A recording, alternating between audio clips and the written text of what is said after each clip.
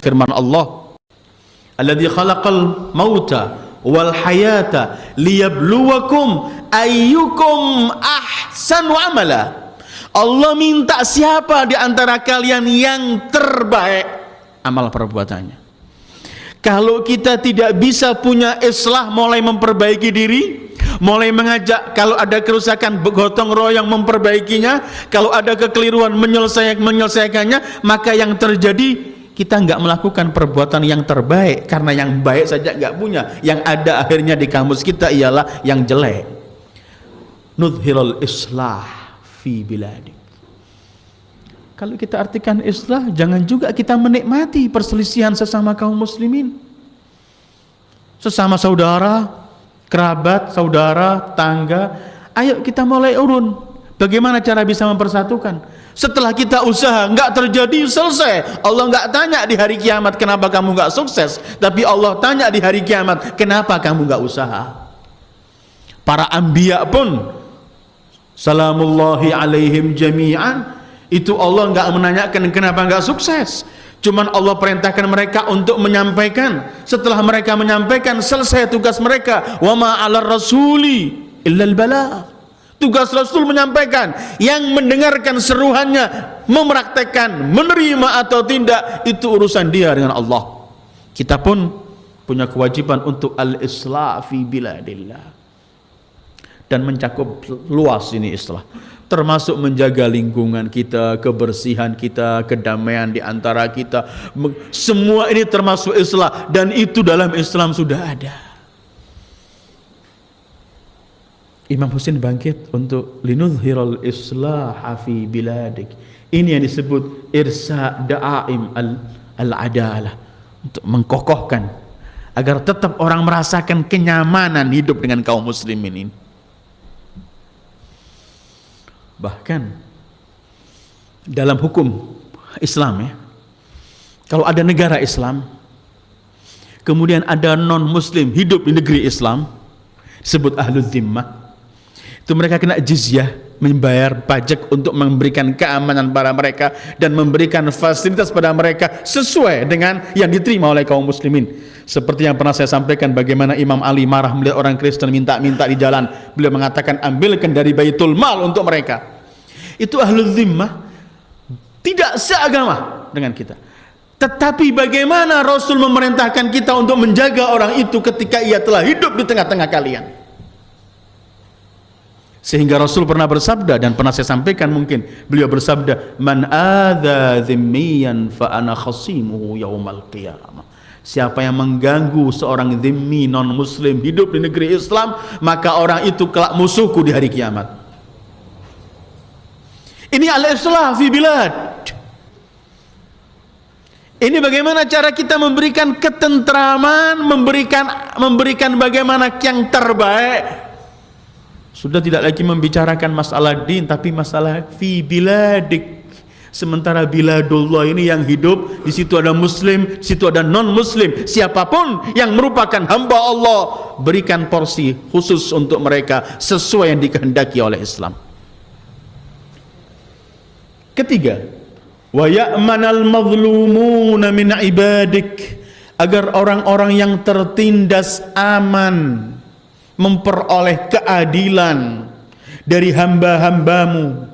Beliau bangkit untuk memberikan agar setiap orang mazlum dari hamba Allah, siapapun ia, memperoleh keadilan Islam. Ini yang disebutkan oleh Abi Abdullah di ungkapan lain, bahwa mereka telah merampas harta kaum muslimin, mereka telah berbuat sewenang-wenang mereka telah menindas orang-orang yang lemah. Beliau bangkit untuk mengamankan, memberikan keamanan kepada mereka, orang-orang tertindas, orang mazlum. Artinya beliau bangkit untuk melawan kezaliman. Kalau siapa yang mengatakan dirinya pecinta Abi Abdullah Al-Imam Husain, pecinta perjuangan beliau, mengikuti beliau, maka punya kewajiban dalam kehidupan ia sehari-hari untuk tidak hidup dalam kezaliman, apalagi hidup menzalimi yang lain. Sementara beliau bangkit untuk mengamankan, jangan sampai ada orang yang mazlum. Artinya mengkikis kezaliman untuk mewujudkan keadilan. Ayat yang saya baca tadi adalah dalam surat Al-Hadid ayat 25, bahwa ketika Allah mengutus para rasul, tujuan Allah mengutus para rasul itu ialah, selain mengesahkan Allah dan semuanya, adalah liyaquman nasu bil qist, agar manusia hidup dalam suasana memperoleh keadilan. Artinya salah satu tujuan para nabi diutus oleh Allah ialah untuk menyebarkan keadilan dan mengkikis kezaliman. Dan itu juga tujuan geraknya Abi Abdillah di Karbala ialah untuk memberikan keadilan kepada mazlumin dan al-muttahadin, dan memberikan keadilan dan mengkikis semua kezaliman.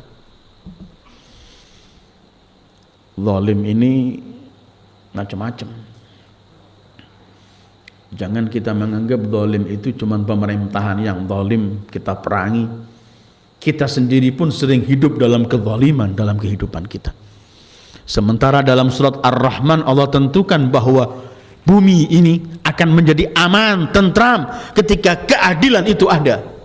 Allah berfirman dalam Ar-Rahman 7-9, was-samaa'a rafa'aha wa wada'al mizan alla tatghaw fil mizan wa aqimul wazna bil qisti wa la tukhsirul mizan. Allah telah tentukan di langit, di bumi, semua ini adalah ada timbangan untuk menentukan keadilan, mana yang adil dan mana yang zalim, mana yang hak dan mana yang batil. Tolak ukur dan timbangan itu harus selalu hidup di tengah-tengah manusia. Kemudian Allah tatghaw fil mizan, jangan melampaui batas. Semua ada ukurannya.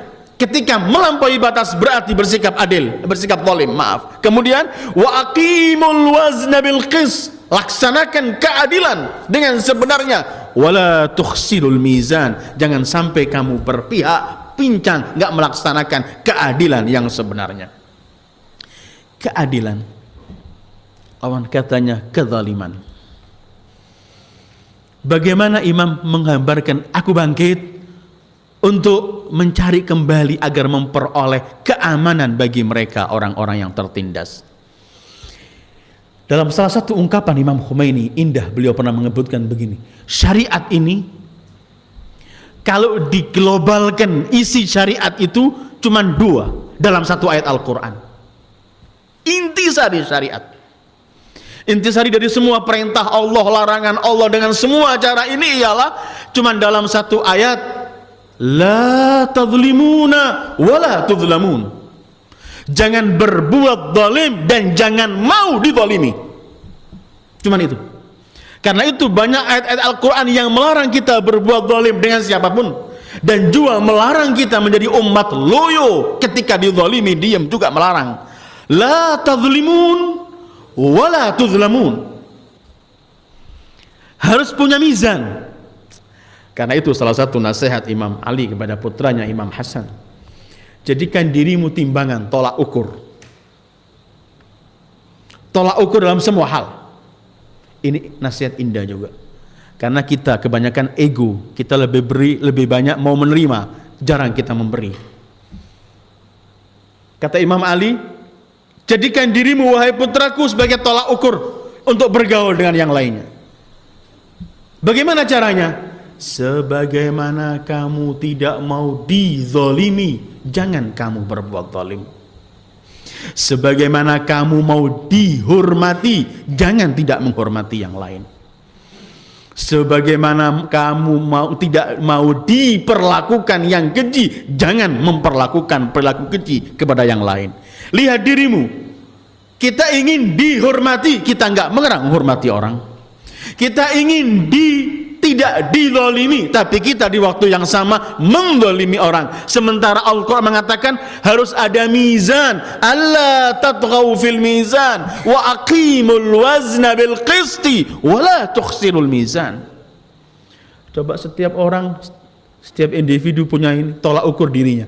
Ini yang pernah disabdakan Rasulullah sallallahu alaihi wa alihi ketika beliau menyampaikan dengan gamblang sekali, kamu lakukan untuk dirimu, untuk orang lain sesuatu yang kamu kamu jangan lakukan untuk orang lain sesuatu yang kamu nggak seneng kalau orang lain melakukan itu untuk dirimu. Mizan. Imam Husain mengatakan wa ya'man, agar merasa aman. Siapa mereka? Al-madhlumun, orang-orang yang teraniaya dari min ibadik, dari hamba-hambamu. Ini pun menunjukkan perjuangan Imam Husain bukan untuk kelompok tertentu, bukan untuk madhab tertentu, bukan untuk kabilah tertentu, bukan untuk siapapun, tetapi untuk seluruh hamba Allah, karena beliau menyebutkan min ibadik, siapapun hamba Allah itu. Bahkan sebenarnya non muslim pun kalau ia mazlum, kita punya kewajiban untuk membelanya, siapapun dia, kembalikan haknya. Wa ya'manal mazlumun min ibadik. Ini salah satu tujuan bangkitnya Abi Abdillah, dan ini yang perlu kita wujudkan dalam kehidupan kita. Jangan menikmati melihat orang teraniaya. Jangan malah diem sementara kita mampu membantunya. Jangan malah kita mengipasi orang lain agar tetap mendolimi orang tertentu, agar tetap ia mazlum. Ketahuilah Rasul pernah bersabda, usahakan kamu menghadap kepada Allah dalam keadaan mazlum dan jangan dalam keadaan zalim. Imam Ali pernah mengatakan, berilah kabar gembira kepada si mazlum bahwa kemenangan Allah akan sampai sebentar lagi. Mazlum. Karena itu saya kutip hadis dari Rasulullah sallallahu alaihi wa alihi ketika beliau bersabda, adlu sa'a khairun min ibadati sab'ina sana qiyam layliha wa siyam nahariha wa jawru sa'a fi hukmin ashad 'inda Allah min ma'asi 60 sana. Berbuat bersikap adil dalam sesaat, 1 jam atau kurang, sesaat sekali saja, pahalanya di sisi Allah lebih baik daripada 70 tahun ibadah. Bentuk ibadahnya malamnya tahajud, siangnya puasa. 70 tahun ibadah, malam tahajud, siang puasa, itu 70 itu dibandingkan sekali berbuat adil, pahalanya berbuat adil sekali ini melebihi ibadah 70 tahun itu. Sebaliknya, berbuat zalim dalam menentukan sesuatu atau menghukum sekali saja, nilainya di sisi Allah lebih dahsyat dari bermaksiat selama 60 tahun. Jangan sampai kita nggak bersikap adil. I'dilu huwa aqrabu littaqwa. Bersikap adillah, kata Allah. I'dilu, walau terhadap keluargamu, kedua orang tuamu dan siapapun, bersikap adillah.